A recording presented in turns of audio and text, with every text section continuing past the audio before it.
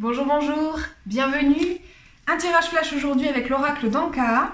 J'espère que les tondeuses se sont arrêtées et que nous n'aurons pas de problème de bruit parasite au cours de cette vidéo. Suspense.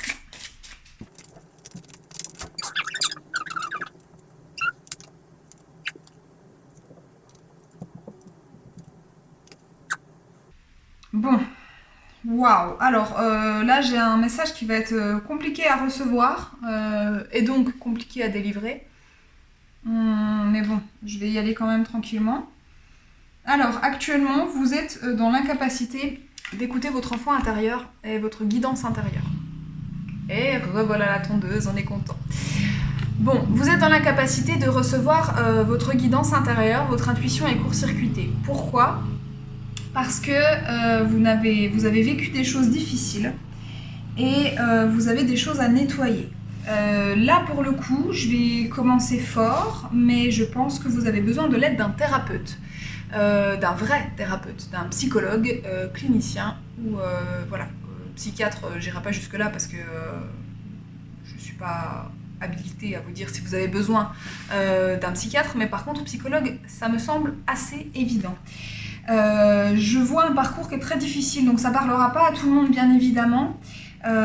Si ça vous parle, écoutez, courage, parce que ce que je vois, c'est que vous vous êtes probablement mise, hein, mais je vais parler de façon générale, vous êtes probablement mis dans des situations douloureuses, extrêmement douloureuses, voire dans des situations dangereuses. Peut-être dans des relations toxiques, peut-être dans des relations de violence conjugale, dans des dépendances affectives, mais je vois des choses du type des relations d'emprise, voilà le mot que je cherchais. Vous êtes probablement mis dans ce type de relation, ou bien vous êtes sur le point de vous mettre dans ce type de relation, ou bien c'est ce que vous êtes en train de vivre là actuellement, et c'est une trahison envers vous-même, c'est ce qu'on vous dit. C'est parce que vous ne vous aimez pas assez. C'est dur hein, comme message, mais je vous délivre les choses telles qu'elles sont. Voilà. C'est parce que vous ne vous aimez pas assez, que vous n'avez pas conscience de ce que vous méritez réellement, que vous avez l'impression de ne pas mériter mieux, que vous vous mettez dans ce type de relation. Sans doute que dans le fond, vous avez l'impression que vous ne pouvez pas aspirer à mieux qu'à ça. Et donc vous vous contentez, entre guillemets, de moins bien que ce que vous méritez, mais là on n'est pas dans juste moins bien que ce que vous méritez, là c'est sans doute le pire en fait que vous puissiez imaginer en termes de relation. Je veux dire, là on est dans quelque chose, enfin, j'ai quand même la carte de l'agression physique, j'ai des cartes qui sont hyper violentes là, donc concrètement, vous ne pouvez pas mériter ça, c'est impossible, personne ne mérite ça. Quoi que vous ayez fait dans votre vie, qui que vous soyez, vous ne pouvez pas mériter ça. Donc là, il y a un travail à faire, très très important, sur le fait de vous aimer. Il y a une prise de conscience nécessaire. La méditation, c'est pas juste vous allez méditer et vous allez en sortir. Non, là, vous avez clairement besoin d'aide. C'est ce genre de relation, ce genre d'emprisonnement dans la vie ne se résout pas par l'opération du Saint-Esprit, même si ça peut aider pour les personnes qui y croient. Oui, le Saint-Esprit peut aider, non, il ne fera pas tout le travail à votre place. Donc, la difficulté à s'affirmer, la difficulté à s'aimer, il va falloir en prendre conscience, il va falloir prendre conscience que vous n'êtes pas voué à ce type de relation et que vous êtes tout à fait en mesure de sortir de ce type de relation et d'aller mieux. On m'annonce un chemin qui va être très long, messieurs, dames. À l'issue du tirage, on me dit va falloir s'ancrer, il va falloir vraiment faire un travail sur l'ancrage, sur le fait d'aller dans la nature, de se poser, de revenir à soi, de revenir à une forme de solitude aussi, parce que cet ancrage va vous permettre de lutter contre l'angoisse et la peur. Et probablement que là, j'ai l'angoisse et la peur de sortir de cette relation. Donc on est vraiment au tout début du chemin. On est au tout début du chemin. C'est un chemin qui est faisable, il y a plein de gens qui le font. Il y a plein de gens qui y arrivent et vous en êtes capable aussi. Vous êtes capable. Aimez-vous assez pour croire en vous. Vous êtes capable de sortir de ça, c'est possible. Si vous avez besoin d'aide pour le faire, n'hésitez pas à demander de l'aide.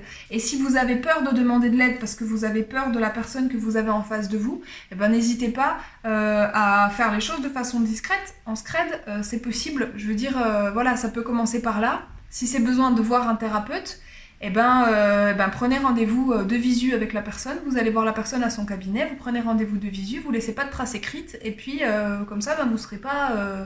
personne ne le saura, jamais. Hein.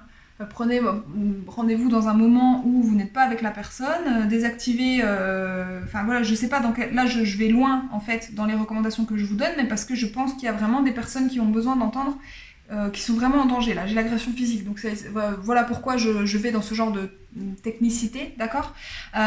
Désactiver la géolocalisation sur votre téléphone, il y a des moyens de passer inaperçu, il y a clairement des moyens, donc n'hésitez pas à employer ces moyens-là, et oui, ça va vous mettre dans l'angoisse et la peur, mais ancrez-vous bien pour vous rendre compte que à un moment donné, la personne ne peut pas être partout tout le temps, et qu'il a des failles, cet individu qui est en face de vous et qui vous malmène.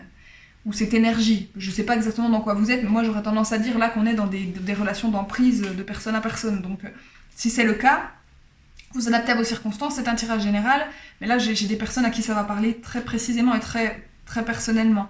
Si c'est le cas, si vous êtes dans une relation d'emprise avec quelqu'un, relation conjugale, etc., la personne en face de vous a des failles, elle vous fait croire que non, elle vous fait croire qu'elle est partout, tout le temps, et oui, vous êtes réellement en danger, mais non, la personne en face de vous n'est pas invulnérable.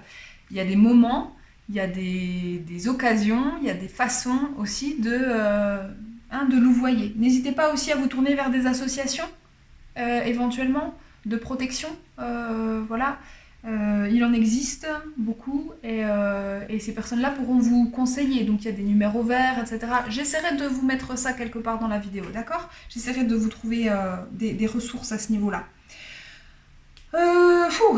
Tirage quand même assez compliqué, hein. Moi je vous livre les messages de façon fluide, mais ça doit pas être facile à entendre, donc voilà. Alors j'ai ici la notion de lignée transgénérationnelle, donc je m'attarde un moment sur cette carte-là, parce que il y a quelque chose là qu'on essaye de me dire fortement. Il est possible que ces relations d'emprise, ces relations toxiques que vous vivez, d'autres personnes de votre famille les aient vécues. Ça peut être un schéma parental ou un schéma des grands-parents, ou ça peut être quelque chose qui était là dans les générations passées. Donc il y a un travail à faire à ce niveau-là, c'est-à-dire vous n'avez pas à vous enfermer dans les croyances limitantes de vos parents. Je vais prendre un exemple tout simple, peut-être qu'il vous parlera, peut-être pas. Encore une fois, vous adaptez.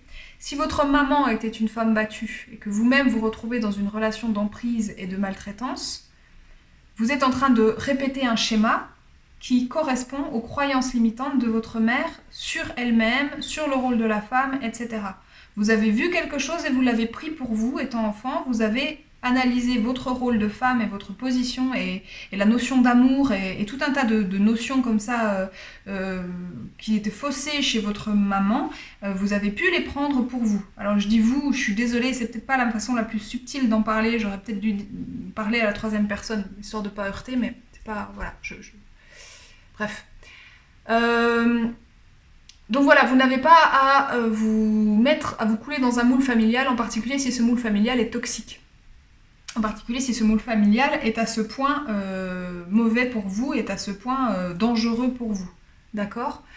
Donc il y a quelque chose à analyser de ce côté-là, et si vous allez voir un thérapeute, probablement que vous aurez à travailler sur ces lignées transgénérationnelles. Voilà. Bref. Je suis un peu agacée par la tondeuse, mais ça va aller quand même. Voilà, alors... Est-ce que j'ai manqué des messages?